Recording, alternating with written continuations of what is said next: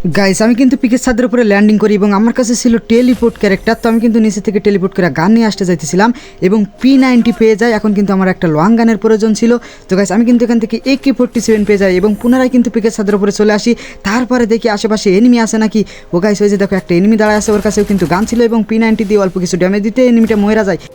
এখন কিন্তু এনিমিটারে কনফার্ম করতে হইব এবং ফাইনালি কিন্তু এনিমিটারে কনফার্ম করে দিই। তারপরে গাইছে যে দেখো আমার সামনে কত কত এনিমি মারামারি করতেছে। তো আমি কি পারবো একে একে প্রত্যেকটা এনিমিরে মারতে? যদি মারতে পারি তাহলে ভিডিওটাতে একটা লাইক করে দিবা। আরে ভাই একটা এনিমিরে ডাউন করে দিয়েছি। তারপরে দেখো পিছন দিক দিয়ে আরেকটা এনিমি আমারে মারতেছে এবং আরেকটা এনিমিরে কতগুলো ড্যামেজ দিয়ে দিই। তো ভাই আমার আর 9 SP আছে। এখন কিন্তু আমার একটু মেডিকেট করার প্রয়োজন। তো আমি কিন্তু মেডিকেট করে নিতেছিলাম। তো ভাই আমি কি পারবো এই দুইটা এনিমিরে মারতে? যদি মারতে পারি তাহলে ভিডিওটাতে অবশ্যই একটা লাইক করে দিবা আর চ্যানেলে নতুন হয়ে থাকলে চ্যানেলটা সাবস্ক্রাইব করে দিবা। তো গাইস ওই যে দেখো একটা এনিমিরে হেড মারা দেই এবং দুইটা এনিমিরে ডাউন করে দেই। তো গাইস তোমরা ভিডিওটাতে একটা লাইক করে দাও আর চ্যানেলে নতুন হয়ে থাকলে চ্যানেলটা সাবস্ক্রাইব করে দাও।